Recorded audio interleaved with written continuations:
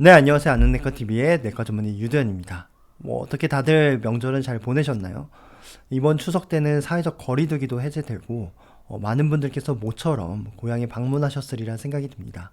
다행스럽게도 코로나 확산세가 줄어들고 있는데, 어떤 분들께서는, 이제 코로나가 끝이 아닌가라고 긍정적으로 생각하시는 분들도 계시겠지만, 안타깝게도 일부 감염병 전문가분들께서는 올 겨울이나 내년 봄에 다시 또 유행할 것이다 라고 경고하고 있습니다. 이런 상황 속에서 화이자와 모더나사에서 드디어 오미크론 개량 백신을 개발했다라는 소식이 들리고, 미국, 유럽, 호주 여러 국가에서 해당 백신을 긴급 승인을 했다라는 소식이 전해 들려오고 있습니다.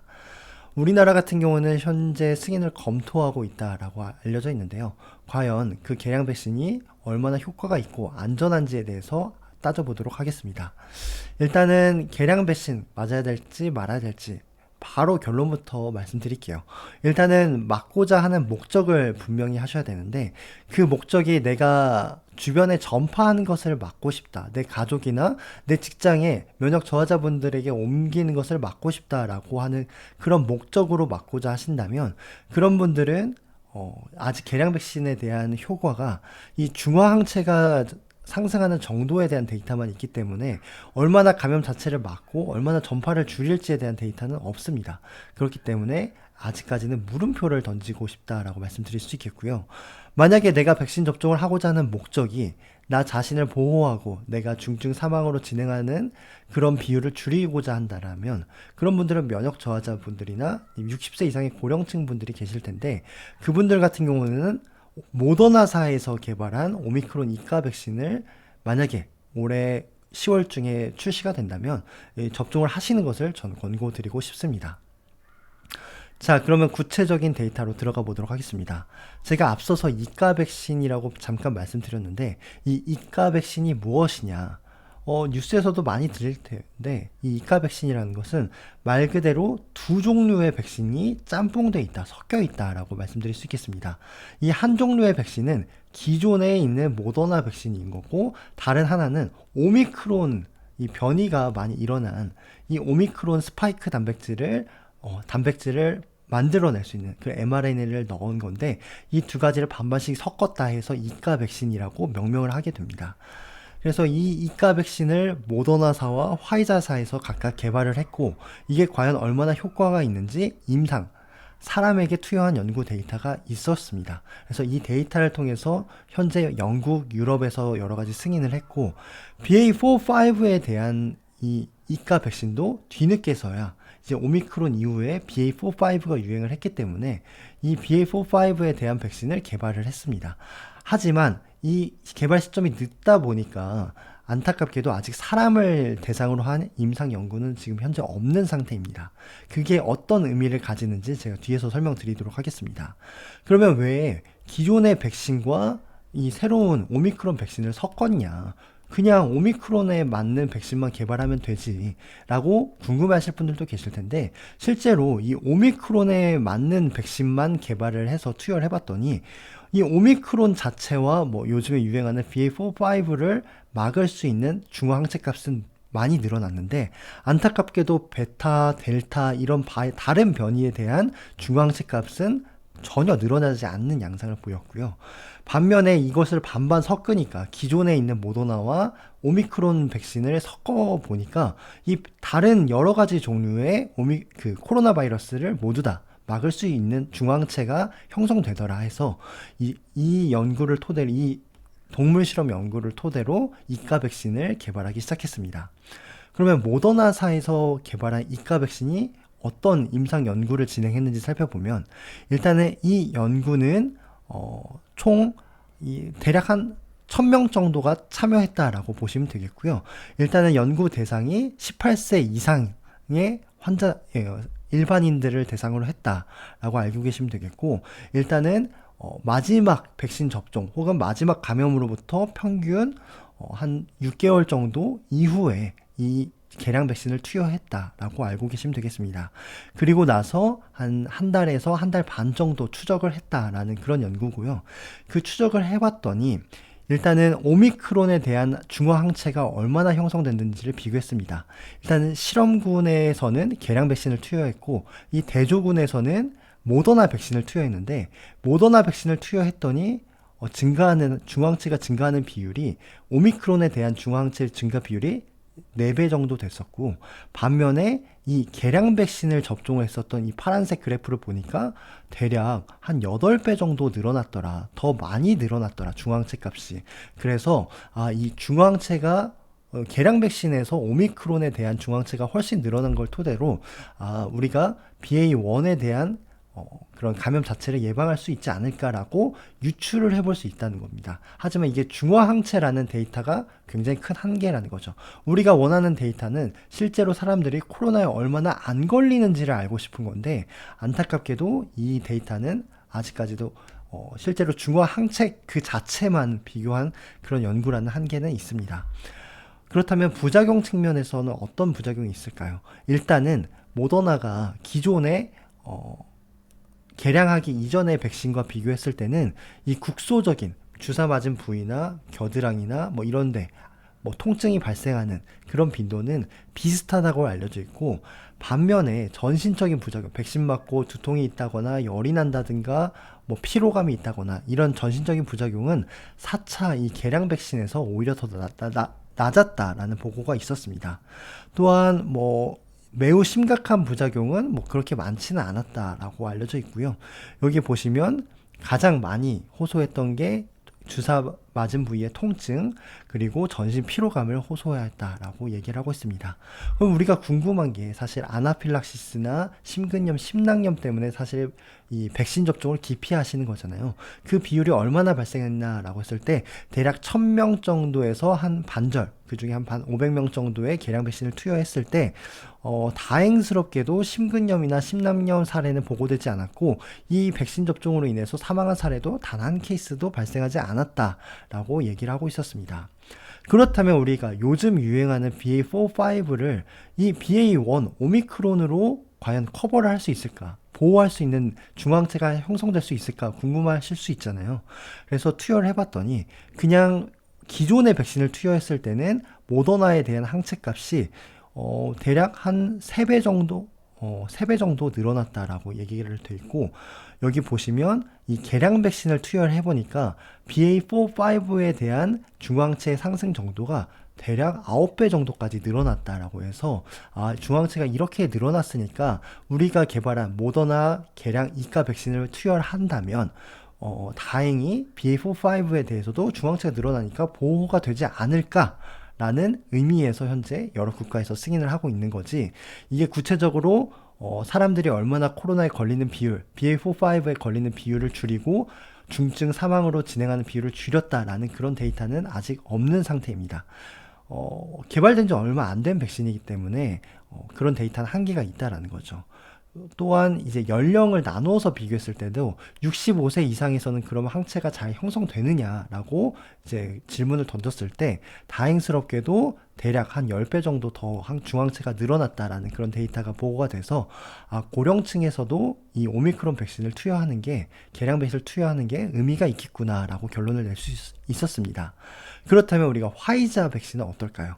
화이자 백신은 마찬가지로 이제 연구를 진행을 했는데 안타깝게도 이 연구에 참여한 집단이 55세가 넘는 환자분들만 대상으로 진행을 했다라는 거죠. 모더나는 18세 이상의 전 이 연령층을 커버하려고 노력을 했다면 모더나는 무슨 이유 때문인지 몰라도 55세 이상에서만 이 연구를 진행을 했고 연구에 참여한 집단도 대략 300명 정도밖에 되지 않았습니다. 평균적으로 마지막 백신 접종으로부터 6개월 후에 이 계량 백신을 투여했다라고 되어 있고 1.7개월에서 1.8개월 추적 관찰을 했다라고 얘기를 하고 있습니다.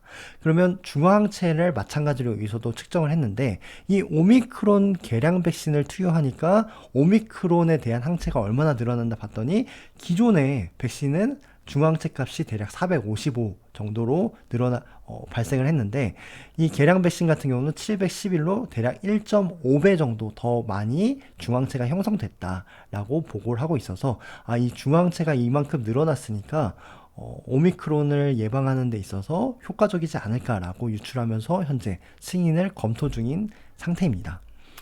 마찬가지로 부작용 측면에서는 보면 기존의 화이자 백신과 비교했을 때 국소적인 부작용이나 전신적인 부작용은 유사했다라고 얘기를 하고 있고요. 마찬가지로 주사 부위 통증이나 피로감, 두통을 가장 많이 호소하고 있었고, 우리가 궁금한 심근염, 심낭염, 예를 들어서 아나필락시스 이런 케이스는 단 한 건도 발생하지 않았고 굉장히 안전한 백신이었다라고 얘기를 하고 있었습니다. 하지만 이 안전성에 대한 데이터는 여기 이 화이자 백신에서 한계는 55세 초과에 대해서만 우리가 이렇게 얘기를 할 수 있다는 거고, 55세 미만, 즉 우리가 심근염, 심낭염 같은 경우는 젊은 성인층에서, 청소년층에서 많이 발생했다라고 알려져 있잖아요. 그 부분에 대한 안전성 데이터는 아직 확보되지 않은 상태입니다. 그렇다면 우리가 BA.4, 5가 유행하는데 이 BA.1에 대한 개량 백신, 개량 이가 백신으로 커버할 수 있는지, 아까 모더나는 중앙체가 늘어났었죠. 그렇다면 이 화이자는 어떨까요? 화이자 같은 경우에서는 실제로 이 오미크론 개량 백신을 이렇게 투여를 해보니까 BA.4, 5에 대한 항체가 이 정도밖에 형성되지 않았고 오히려 BA.1만 늘어나고 BA.5는 이렇게 줄어들었다 해서 굉장히 좀 적은 그 범위를 가지고 있다. BA.1을 투여했을 때 BA.4, 5가 생각보다 늘어나지 않았다. 중항체가 라고 결론을 냈습니다. 그래서 정리를 해보면 모더나에서 개발한 오미크론 이가 백신 같은 경우에서는 18세 이상에서도 효과와 안전성 데이터가 모두 확보가 되겠고, BA.1에 대한 오미크론에 대한 개량 백신일지라도 요즘 유행하는 BA.4, 5에 대해서도 데이터가 확립이 됐다라고 볼 수 있겠습니다.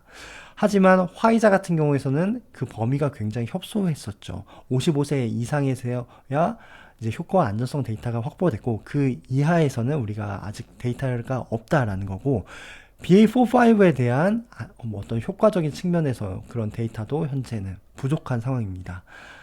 그래서 이런 중화 항체만으로도 현재 승인이 될 수밖에 없는 시점이, 아직까지도 우리가 실제로 감염을 예방하고 중증 사망을 예방하는 이런 연구 결과까지 내놓기에는 굉장히 많은 시간이 소요되고, 앞으로 곧 유행할 시기가 지금이 9월 달이니까 앞으로 3개월, 4개월 뒤면 그런 재유행이 전 세계에 닥칠 상황을 대비하면 이런 연구 결과까지는 아직 내놓을 수 없다라는 그런 한계가 어쩔 수 없다라는 부분인 거죠.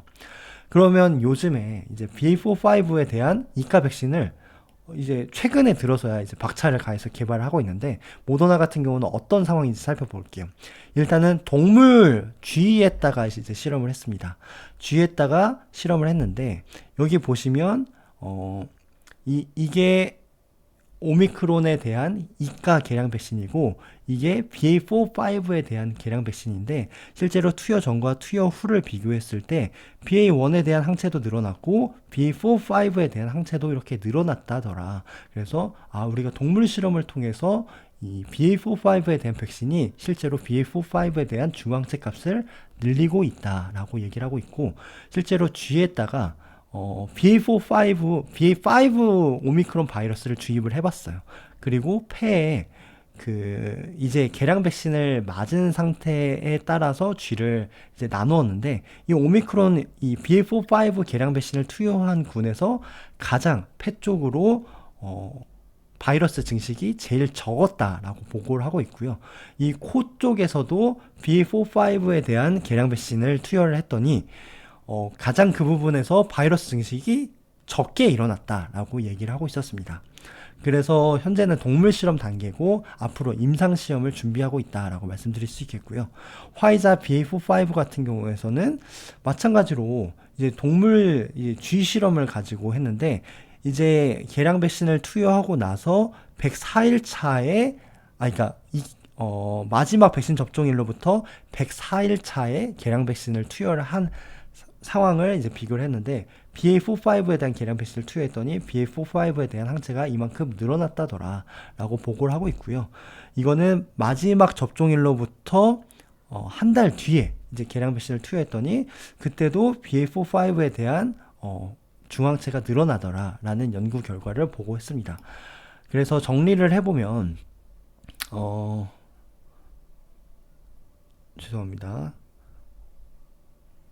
정리를 해보면 모더나 화이자 모두 다 BA.4-5에 대한 이가 백신을 현재 개발을 한 상태이지만 현재는 동물 실험 단계만 확보되어 있다라고 말씀드릴 수 있겠습니다. 그러면 현재 우리나라는 개량 백신 접종을 어떻게 계획하고 있는지 한번 살펴볼게요. 일단은 다른 나라의 상황을 볼게요. 미국 같은 경우에서는 BA.4-5에 대한 백신을 빨리 개발하라라고 FDA에서 모더나 화이자 측에 요구를 했었고, 이 요구한 만큼 이제 승인도 바로 해줬습니다. 하지만 동물 실험밖에 없는데 인정을 해줬다라는 부분이 약간 미심쩍은 부분이 있겠죠. 이런 배경을 토대로 봤을 때 현재 유럽연합이나 영국, 호주, 뭐 기타 스위스, 캐나다 이런 국가들에서는 BA.4-5에 대한 개량 백신은 인정하지 않고 있는 상황이고, 오히려 모더나 같은 경우가 가장 에비던스가 많았다라고 말씀드렸잖아요. 그래서 모더나에 대한 BA.1 개량 백신을 승인을 한 상태이고, 우리나라는 현재 검토하고 있다라고 알고 계시면 되겠습니다. 그래서 우리나라 같은 경우에서는 현재 BA.1에 기반한 모더나 이가 개량 백신을 가장 먼저 도입할 거다. 아무래도 이게 정말 합리적인 선택인 거죠. 왜냐면 연구 데이터가 그나마 제일 많은 백신인 거고, 나머지 화이자의 BA.1 기반 백신과 BA.4-5에 대한 이후에 나올 모더나 화이자에 대한 백신은 이후에 연구 데이터가 좀 쌓이면 그때 좀 검토를 해보겠다라고 얘기를 하고 있습니다. 그러면 어떤 분들이 이 개량 백신을 맞을 수 있냐라고 했다면, 이런 분들은 일단은 1차와 2차 접종을 모두 하신 분들에 한해서만 개량 백신 접종을 하실 수 있습니다. 왜냐하면 앞서 말씀드린 그런 연구들이 다 부스터샷을 한다는 전제 하에서 진행됐기 때문에 안전성과 효과 데이터가 다 이미 접종을 끝낸 분들이 부스터샷을 맞을 때 한해서 진행을 했다라고 말씀드릴 수 있기 때문에 일단 접종 대상은 접종을 모두 끝낸 2차까지는 끝낸 분들이 하실 수 있다라는 거고, 이 부분은 FDA에서도 동일합니다.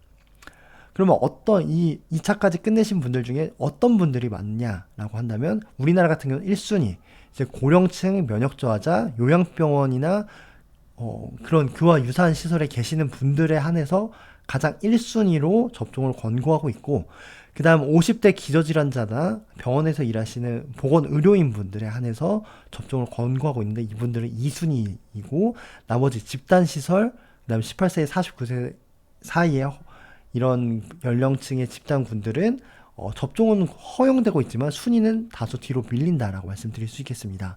그러면 접종 간격은 어떻게 되냐? 마지막 백신 접종 혹은 마지막 감염된 시점으로부터 4개월에서 6개월 이후에 백신 개량 접종을 맞을 수 있다라고 말씀드릴 수 있겠습니다. 그래서 올해 이제 9월 중순쯤에 승인이 결정되고 도입은 10월쯤에 도입이 돼서 접종이 이제 10월부터 본격적으로 시행될 것이다 라고 예상을 하고 있는데, 일부 이제 BA.4-5의 개량 백신이 중간에 개발되면 혼선이 빚어지지 않을까 하는데, 사실 BA.4-5에 대한 임상 데이터가 나온다면 정말 이게 좋은 임상 데이터를 내놓는다면 BA.4-5를 맞아야겠지만, 사실 이 백신 접종이 지금 당장 맞아야 되냐 아니면 가을까지 기다려 봐야 되냐 고민하시는 분들이 많으실 거라 생각이 됩니다. 그래서 더 기다리면 기다릴수록 좋은 백신이 나오지 않을까, 아니면 지금 맞아야 되나 고민하고 계실 텐데, 이런 분들께 제가 이제 뉴욕 타임즈에서 메이오 클리닉에서 유명한 이제 박사님께서 말씀하시기로는, 이 고령층이나 면역 저하자 분들께서 개량 백신을 투여하는 것은 굉장히 생명을 살릴 수 있을 만큼 중요하다. 하지만 그 밖의 인구 집단에서는 사실 그 효과가 의심스럽다. 뭐 큰 이득이 있을 것 같지는 않다라고 얘기를 하고 있고요. 반면에 이제 FDA에서 이 두 박사님께서, 칼리프와 마크 박사님께서는 뭐라고 말씀하시냐, 그 외에 고령층이나 면역 저하자가 아닌 분들이라면 만약에 코로나 후유증이나 코로나 걸렸을 때 증상을 좀 완화하는 목적으로 투여한다면 이 개량 백신 접종을 선택해 볼 수는 있겠다라고 말씀을 하셨습니다.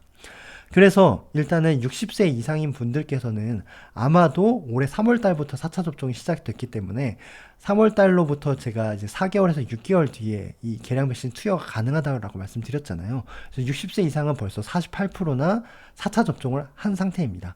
그래서 올 12월 달에 혹은 내년 3월까지 이 사이에 다시 또 재유행이 발생할 것이기 때문에 개량 백신이 나온다면 바로 접종을 하시는 것을 저는 권고드리고 싶고, 그렇지 않으신 분들, 60세 미만이신 분들은 아까도 말씀드렸듯이 개량 백신을 투여하는 목적이 나 자신의 어떤 코로나 후유증이나 코로나 걸렸을 때 증상을 조금 완화하는 목적으로 한다면 선택은 해볼 수 있겠다. 하지만 주변의 전파를 방지하는 목적, 감염 자체를 막고자 하는 목적으로 맞는다면 그것에 대한 데이터는 아직 물음표를 던질 수밖에 없다라고 말씀드릴 수 있겠습니다.